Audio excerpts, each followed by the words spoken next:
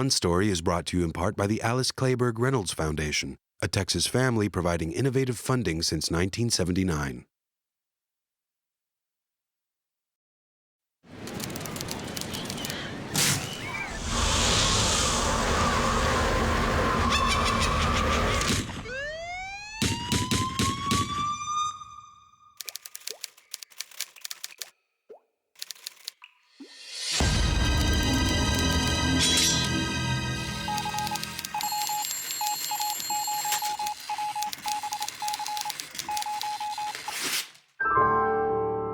On Story, presented by Austin Film Festival, a look inside the creative process from today's leading writers and directors. In this week's On Story, The Town and The Hunger Games Mockingbird screenwriter Peter Craig, along with The Curious Case of Benjamin Button scribe Robin Swicord.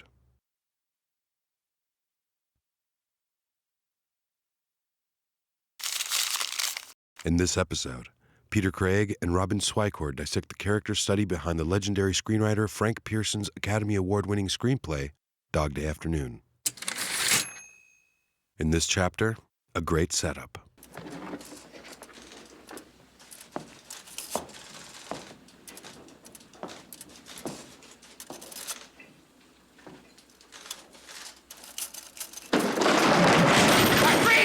I think it's the best crime, definitely the best bank robbery movie of all time, because you're really just navigating an unbelievably complicated character. It's crime is an excuse to dig deeper and deeper into a character and realize that he's committed crimes according to all the people outside, going way back, deeper than the story begins. And each new thing you learn about Sonny, the story is completely reinvented, and that's what makes it so incredibly interesting and so head and shoulders above everything that's sort of the formulaic bank robbery story. Sal, what? Where are you? He can't make it. Let him go! Come on, Sonny! All right, let him out. Let him out! Do what the gentleman says, Howard. All right, let him out. Let him out! I'm sorry, Sonny. Stevie, don't take the car. Well, how will I get home? We're not even 3 minutes into the movie, and it's already interesting. To me, it's the most economical way that he could have possibly started it. Because one thing that you want out of a heist movie is you want to know that there was a plan.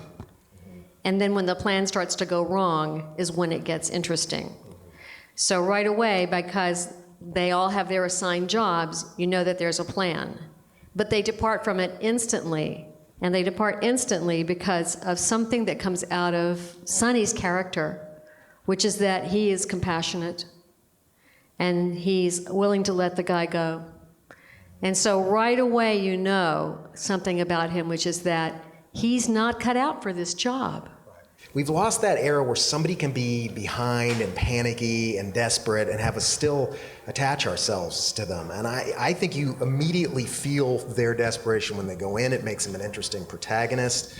And then, you know, how different Sonny and Sal are actually becomes one of the biggest points of the movie. Sal's the one with the genuine death wish, who's really frightening to the tellers.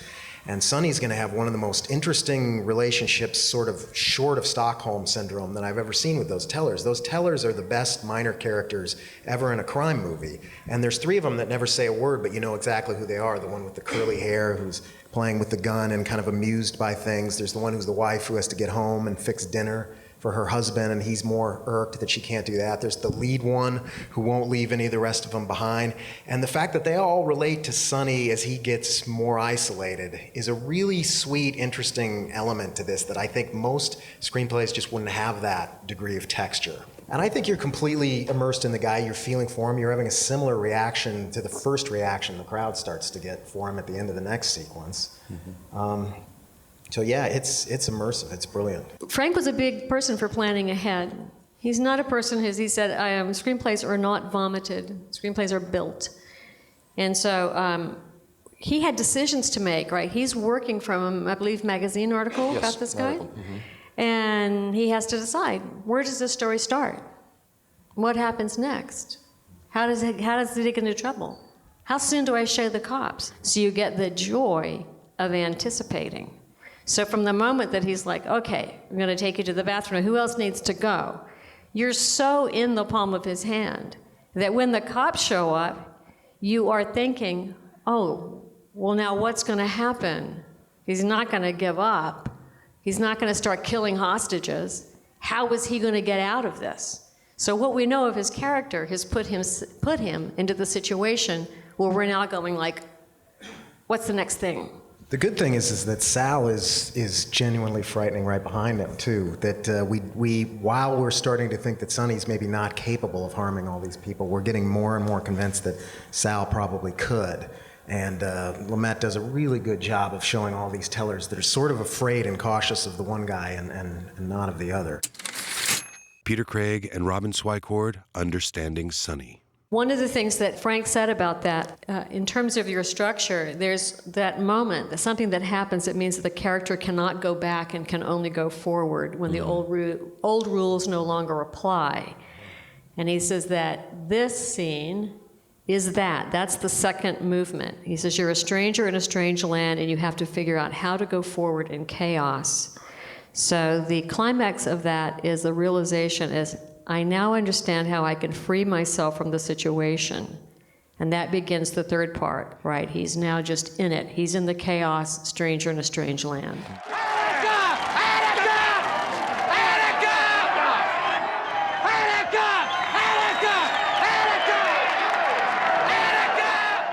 It's the moment when Brooklyn becomes a character, and more than just that, it's a moment where the whole kind of culture of the time becomes a character. It's the moment where Sonny realizes he has this power too, and that he's starting to represent something, and the press has heard that these are Vietnam vets soon after this, and the crowd's starting to have this pure sympathy for him. He's becoming a local hero all of a sudden, and that, we won't, jump too far ahead, but that completely changes as more information comes along about him.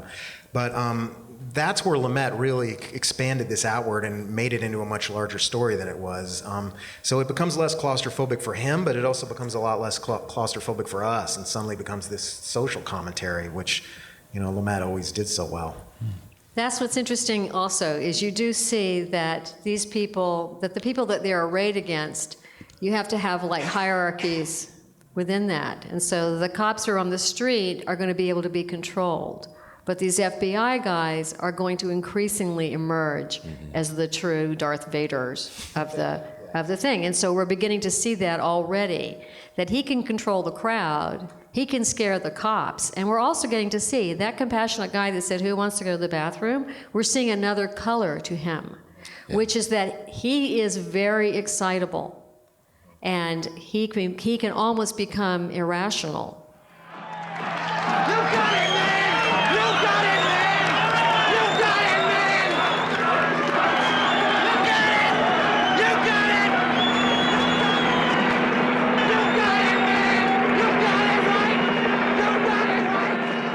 So he's not like a gentle buffoon here. Even though he's not the guy with his finger on the trigger, he's able to run around that sidewalk and jump up and down and scream at people because he knows that he has a crazy man inside the building. Frank, for reasons of drama, created more of a difference, a Dionysian-Apollonian divide between these guys. And Sal was crazier than Sonny, but as we can see, Sonny himself might be a little crazy. I also think it's a great kind of distillation of everything in his life, because the more we learn about Sonny, the more we learn he's actually just been up against circumstances his whole life because of who he is and because of Vietnam. He's always been butting up against something, and it all kind of comes to a head in this one afternoon, and it becomes a metaphor basically for everything the guy's against. But we also are driven into Sonny's arms as soon as we meet this one. Right, exactly. We might have been thinking, maybe he's a little crazy. Right, yeah. And then we meet his wife and we think, oh my God, this is what you're married to, you poor, poor thing. I mean, everything, because Angela, you know what it felt like? You yelled at me like that in front of all them people. I mean, because you never talked to me like that before, Sonny. I think he's going to shoot me. He's going to dump my body in the river. will you just shut up? I mean, I was scared of you. I was scared. Will you shut the up and listen to me? Just listen to me! You see that? See? With the language and everything. Well, I'm trying to talk to you, and you... A person can't communicate with you. I mean,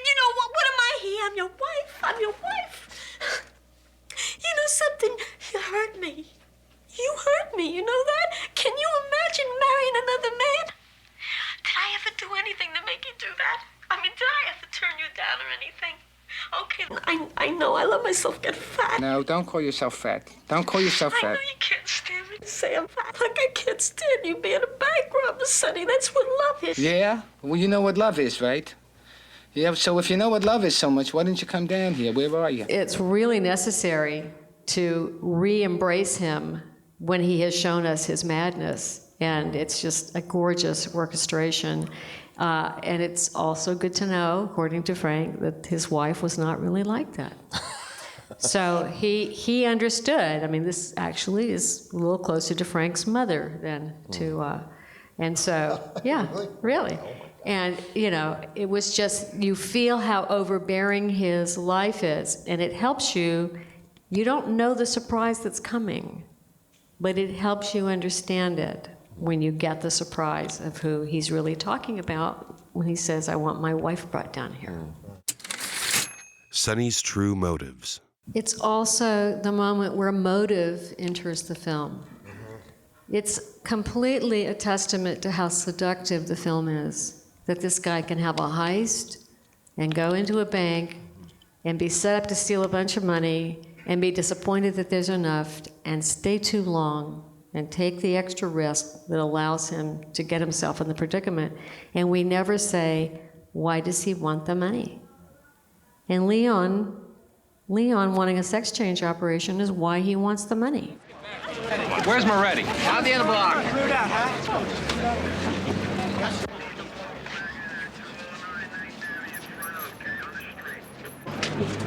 All right, clear in the barber shop.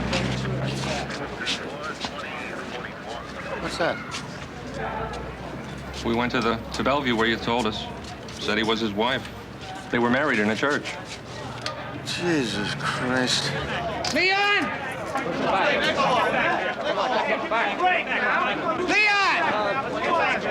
Hey, Leon, over here! Leon! Hey, Leon! You understand? Now move it back. Leon, over here! Leon! Happy birthday! So for the first time, motive enters. He's not just a madman. He has something important from his heart that he wants. It's about relationship. So that's the other thing that makes this film so extraordinary in its time, that they deliberately set out to tell a story about a man who turns out to have done it all for a man that he was in love with and had married in a church. I think what's also as important is this is his relationship's changing with everybody inside the bank at this point too. And this is where they're starting to really fear Sal, and the tellers are actually becoming, some of them, kind of sympathetic towards Sonny. At one point earlier in one of those sequences, he's giving the interview to TV, and he says, what do you want me to do, be a bank teller? He knows exactly how much they make. Right. He knows exactly the situation. You know, you gotta get, if you want a job, you gotta be a member of a union. See, and if you've got no union card, you don't get a job. What about non-union occupations? What's wrong with this guy? What do you mean non-union? Like what? A bank teller? You know how much a bank teller makes a week? Not much. 115 to start, right? Now, you gonna live on that? I got a wife and a couple of kids. How am I gonna live on that? What do you make a week? Well, I'm here to talk to you, Sonny. No, well, I'm talking to you. So there's something kind of sweet happening there where they're watching him and sympathizing with him at the same time that he's suddenly being ridiculed and a lot of people are turning on him outside. And it's particularly the relationship he has with that head teller and the wife and the curly-haired one who's playing with the gun there. I mean, those three are really vividly drawn in the midst of that. And they're actually there trying to help at this point. Everybody's really trying to keep Sonny alive. And I think that when they come out and say, we'll take care of Sal for you, it's a really interesting moment because he walks through and he just feels the darkness coming out of Sal and feels how everyone's actually afraid of him. And it's the first time that division is really clearly drawn between the two of them. Now, don't you try to take Sal. We'll handle him. You just sit tight. You won't get hurt. Hey, wait a minute. What are you talking about? You just sit quiet. We'll handle Sal. You think I sell him out? You...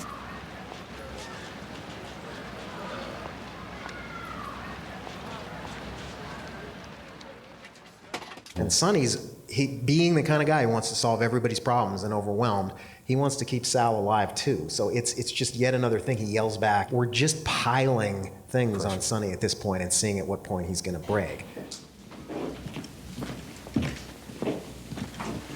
What'd he say? He was just talking to me about the arrangements. I talked to him about the TV, Sal. It's gonna be all right. He's a really childlike henchman, you know, and you feel that it's not that Sal's necessarily a horrible guy. You feel that he's the one who comes in there with a death wish. He's been through a lot. He's been to jail. He's been to Vietnam, and he was acting out of his own desperation for being there to begin with. And it makes both of them more likable that Sonny wants to keep him alive and wants to look after him. And I don't think you can ever loathe or hate, you know, a guy who thinks Wyoming is another country. I mean, you just kind of feel bad for him, and you feel like it's a little kid. They were trying to find the weakness there. They were trying to see, are these two guys really together? And what was interesting is, like he says, you're going to sell him out. When he comes in the bank, he doesn't say, these guys want to divide us. Mm-hmm. He keeps his own counsel there, which is very interesting. He never tells him, and if you see the film a couple of times, and you cease to be amazed by all the wonders, that moment will stand out for you, because you'll realize, wow, it's like the crime of omission. Right. He doesn't say. Yeah. And it is that moment which, you know, that stuff didn't really happen in real life. It was something to make it more dramatic in terms of what the cops, you know, the FBI didn't really say that to him. And because he comes in and doesn't go, look, we're going to take those FBI guys out because they're trying to divide us. The real guy who was really in prison had to be put into solitary confinement, I believe is what Frank said, for his own protection. Because people around him wanted to kill him because they thought he had ratted this guy out. He'd sold him out. And so Frank actually had, I forget whether he wrote a letter or I think he wrote something for the prison newsletter. I'm sorry for my sketchy thing, but there was a way that Frank actually had to go in and vouch and say, it wasn't true, I made it up, so that this guy would be safe in prison. Peter Craig and Robin Swicord discuss Al Pacino's character, Sonny, as the outcast. Both his wife and his mother both say similar things. They both say to him, something like, this isn't you. They both won't kind of accept who he is. They will, but neither of them will accept the situation that he's in, which is really the same thing as not accepting who he is, because this is where Sonny's been emotionally for a long time, and now he's finally in a bank doing it. It's a really demeaning thing to say, this isn't you. It's not you that did it. His wife says it to the cops. She says it again to him. His mother says it. You get the sense that people have been saying that to him his whole life. You know, this isn't you, this isn't you. Listen, the FBI understands everything. Yeah. They understand that it is not you that is doing this. It's the pressures from your home life. Don't get on Angie now. Don't get on her. Did I say one word against her? No, what you were going Everything in your Ma, life. she has nothing to do with it. In your It's life me. Was sweetness and roses, and you wouldn't need Leon if Angie was treating you right. You know that. I don't understand. I don't understand why you want to sleep with her anyway. It's interesting. In a movie where you just explore who the guy actually is, to have all these guys saying that to him. Run. Run. Where am I going to run? Ma, I can't run. Maybe with There's no maybes, Ma, please. You got to go home now. Where's Pop? Did he come? He didn't come down here, did he? He pissed off at you. He says he doesn't have a son. He says you're dead. You know what right. He says? No. Ma, look, Ma, I'm a up and I'm an outcast, and that's it. You come near me, you're going to get it. You're going to get over and out. Now, I got to go, Ma, please. Get her home, okay? I thought it was one of the most truthful moments, didn't you? I mean, I felt like he was really speaking his truth, that part of his need to fix it for other people all the time is like, if I can do that and be a magician, you know, it's like, who's the man that's behind the curtain? So once that person is revealed, he has to say, I'm incompetent and I'm not who I want to be. I'm a gay man. I don't want to be that person. Right. You know, that's why he's the outcast. And it's so painful. You know, and you know, he's been made powerless also by these women. Mm-hmm. You see this as he says, that's not you, that's not you, that's not you.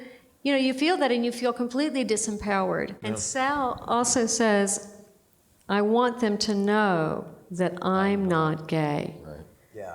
So that, I mean, how much could that have hurt? You know, then that's like, I just want to make sure that they don't think I'm that low. That's close enough. Tell the TV to stop saying there's two homosexuals in here. I will, Sal. And yet they're still going forward. So now there's like two rifts. One is, I didn't tell him that they're plotting against him, and you think that what I am is so disgusting, you don't want to be identified that way. Getting respect. I want a military funeral.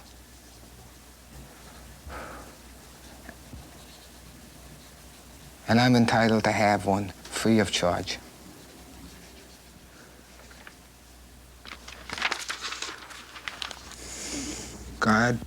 God bless you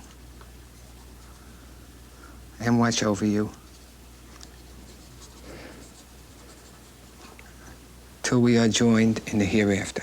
I think he's asking to be, legitimized when he does that. It doesn't feel grandiose. I feel like he's getting to the best feelings that he has for all of these people, and he's accepting and forgiving them even when they've rejected him throughout it. It's right. He wants what he deserves and what's coming to him because he has served his country. And that's the thing that they promise you when you join the military, is that you have the right to have a military funeral. And so it's like he's calling in all the chits, all the stuff that's been promised him, just in case it goes wrong. He wants, as he says, to have the respect that he deserves to have coming to him and not be treated like some common bank robber gay guy that's got two wives. Right. And it's like the structure of the letter is almost, I'm going to forgive my true love, I'm going to forgive my wife, and I'm going to forgive my country. I mean, he's forgiving everybody that's against him at this point in it. And it's, and the only people that are still with him, like Robin just said, are all the people in that bank. I mean, that's now, they're surrounded. A truthful ending to Dog Day Afternoon. Frank Pierson is a great screenwriter, and he taught the Aristotle's Poetics when he taught. And so he's going to get to this idea somewhere of sacrifice. And right now, nobody's been sacrificed. No hostage has been sacrificed. It's been very bloodless. He's had to give up his privacy in order to have his wife brought down. He's lost Leon's love, but he's lost Leon's love before.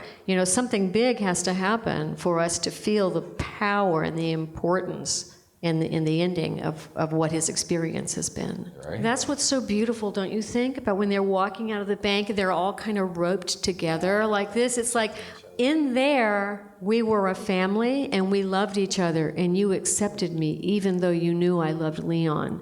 And so I'm going to wrap you around me as I go out into the world. Okay, we're watching. He's back. All right, hold it. All right, let's go. It's that great 70s ending to a movie where you end on somebody's look, a look of just total understanding and realization for the first time. I mean, it's a totally different movie, but it's the same look at the end of The Graduate when they look at each other and the whole thing is on the look. The end of Dog Day Afternoon is you're on his face, but there's this long close-up of him just looking at the tellers going back to their regular lives and hugging each other, and the cops surrounding everybody and knowing what he did and knowing what this moment meant. And it's just, it was a great era in filmmaking where you could end movies like that, just with a really honest realization from a character and not necessarily a resolution that wrapped everything up in a neat little bow like I feel like there's pressure to nowadays. It's a great emptying, right? He has a family, and now it's the great emptying. He's lost the one who really did love him. Mm-hmm. And everybody else is going to go away. They're going to have their lives. And he is stuck with who he is, right. The man who made all of his own trouble. Right. It makes him it reconfirms that he was the protagonist, because this is all by his own hand. Surprising but inevitable is something that Frank and I would talk about. I mean, I think it's like a trope that many of us here as screenwriters, anybody who's writing drama, knows that you have to let the story unfold in a way that we don't see things that are coming, but that are so truthful that we feel that they're inevitable afterwards. That's one of the things we go to the movies for.